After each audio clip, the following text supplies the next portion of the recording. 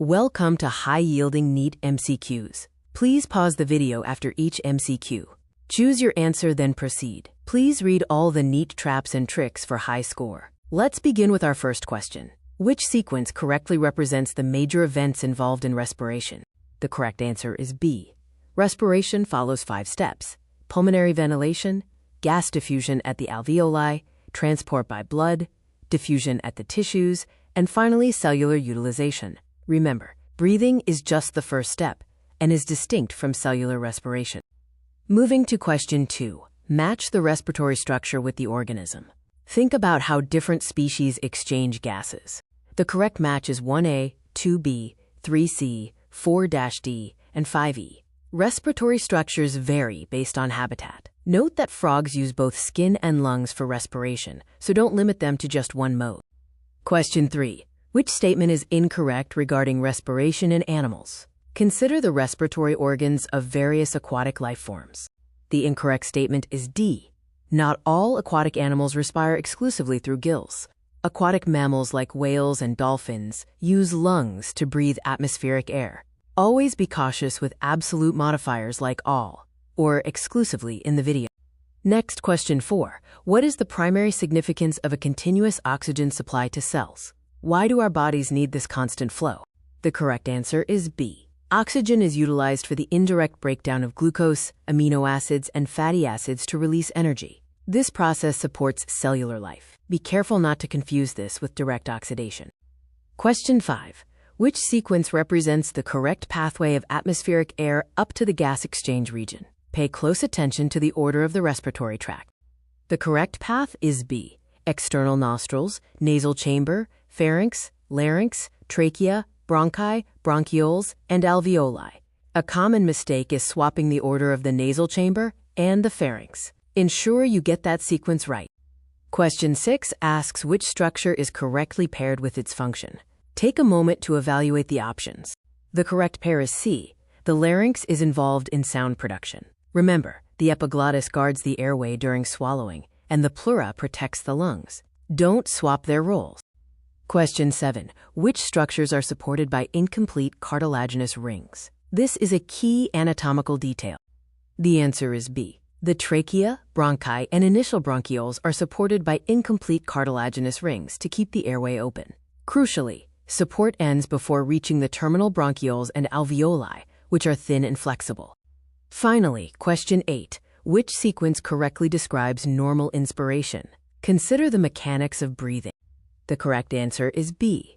During inspiration, the diaphragm contracts, increasing thoracic and pulmonary volume, which drops the intrapulmonary pressure, drawing air in. Remember, contraction increases volume, not relaxation.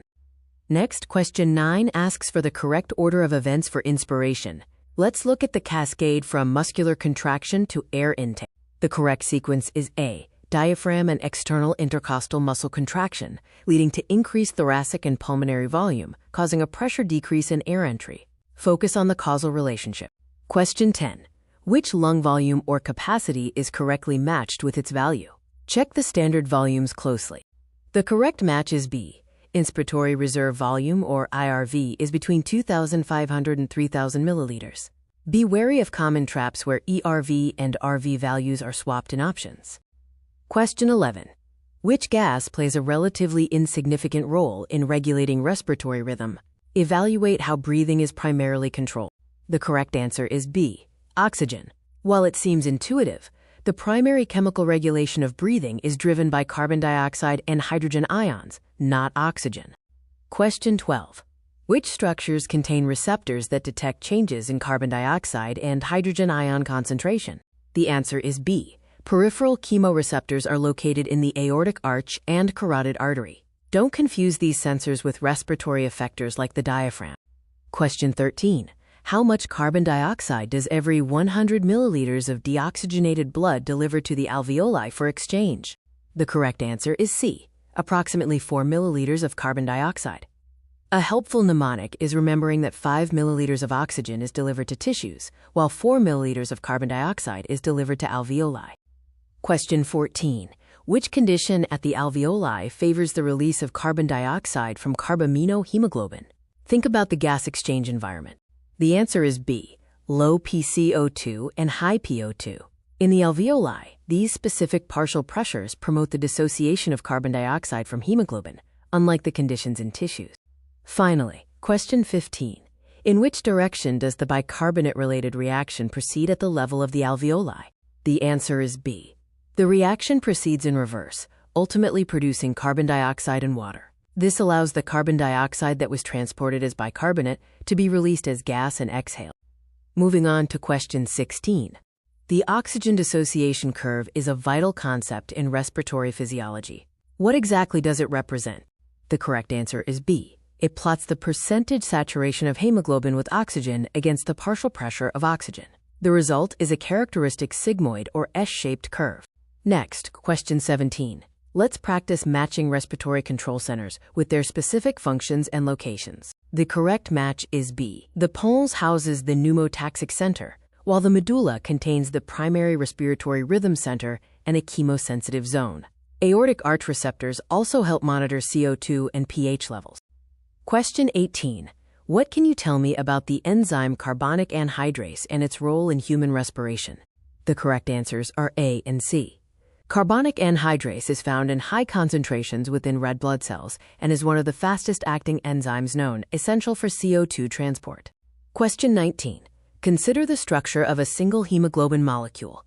What is the maximum number of oxygen molecules it can transport? The answer is D.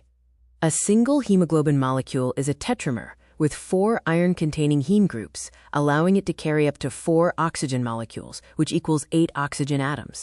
Question 20. Identify the false statement regarding CO2 transport and regulation in human respiration. The false statement is D. Accumulated CO2 actually stimulates the respiratory rhythm center to increase the breathing rate to flush out the excess gas, rather than decreasing it. Question 21. Pulmonary capacities are key metrics in lung health. Can you identify the incorrect formula here? The incorrect formula is D. Vital capacity is defined as the sum of ERV, TV, and IRV. Adding TV and RV together does not define a standard pulmonary capacity. Question 22.